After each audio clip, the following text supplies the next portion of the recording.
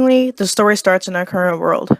A cure for cancer is discovered in 2008, but it manifests in a virus which kills most of the population and turns a small percentage of them into ferocious killers called the Darkseekers. 1% of the population is immune to the virus, but most of them would have been killed by the infected.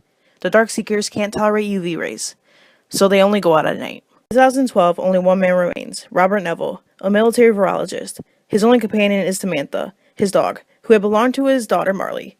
We did not find out what happened to his wife and daughter until later on. Meet Neville as he drives around a deserted Manhattan in a sports car, deer hunting with Sam. He follows one deer to be beaten to the kill by some lions. In a flashback, we are able to see him bidding farewell to his wife and daughter. During that scene, he confirmed that he felt the need to stay in New York, as it was ground zero, where it all started. He felt that he needed to stay there in order to fight the virus. Although it broke his heart to be separated from them, he decided to stay. The refusal of the call doesn't really happen. Dr. Neville feels that it's up to him to save the world from this virus and doesn't display any ambivalence about that decision.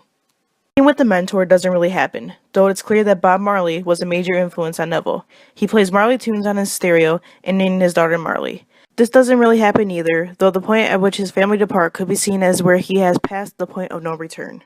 Some evidence of the effects of the virus during the first scene set in his laboratory, when he tests his formulas on the infected rats. The rats' faces were horribly distorted and they would ram themselves against the plexiglass, foreshadowing the final scenes. This happens when Samantha follows a goat into a dark building and Neville steels himself to follow her and to save her. The scene was incredibly scary. It's mainly shot from behind Neville, and we can only see what he sees by the light of his torch. We hear his fear in his shallow breaths. As he whispers for Sam, his light catches something on the floor. As he approaches, we fear for the worst, but it's the goat dead. Then the light shines on a group of Darkseekers, who have gathered in a ring and don't seem to have noticed Neville. Seeker has noticed them. Neville and Sam escape by running through a window. A couple of Seekers fall through the window too and are killed by the sunlight. Later, Robert returns to his location and traps a Seeker. Another Seeker comes to the entrance, screams when he is hit by sunlight, and retreats. Neville brings the Seeker, a female, into the lab for testing. Suddenly, a Seeker appears with several infected dogs and sets them on Neville and Sam. Sam holds her own against the dogs, but she's badly bitten. Neville takes her home and injects her with his potential cure, but it has no effect, and Sam soon shows signs of infection. He holds her in his arms and sings Three Little Birds by Bob Marley like a lullaby as he asphyxiates her. Next night, he attacks a group of Seekers with his Jeep. However, they soon overturn the Jeep and it looks like he's done for it, until a bright light shines on them all, literally overcoming the shadow archetype with light.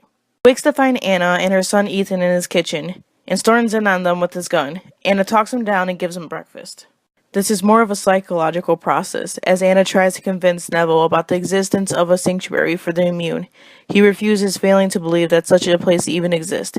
She tries to talk to him about hope and God's plans, but he retorts that there is no God. He rededicates himself to his mission, unaware of the malevolent forces railing against him. At dusk, Neville realizes that the Seekers follow them back to his home after Anna rescued him, and an army of them are approaching. He turns on floodlights, but they climb up and break them. There appears to be a clear leader who directs the others in a coordinated attack. Neville tells Anna and Ethan to hide, then blast the streets with a massive explosion. The house is rocked by the blast. Neville goes upstairs and sees blood. A Seeker has entered through the roof, and more are coming. Anna and Ethan are okay, and he dispatches the Seeker with a gun.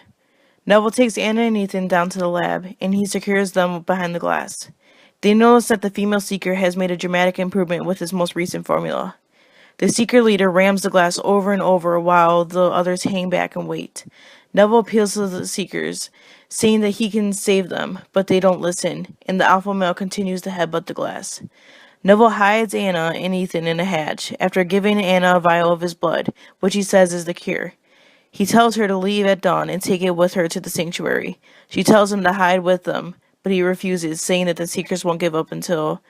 Then as the plexiglass cracks, Neville rushes into the army of Seekers with a grenade in his hand. At this stage, the odds are greater than in the ordeal. The cure, and with its humanity's last hope, are at stake. Though Neville dies, his memory and legacy live on.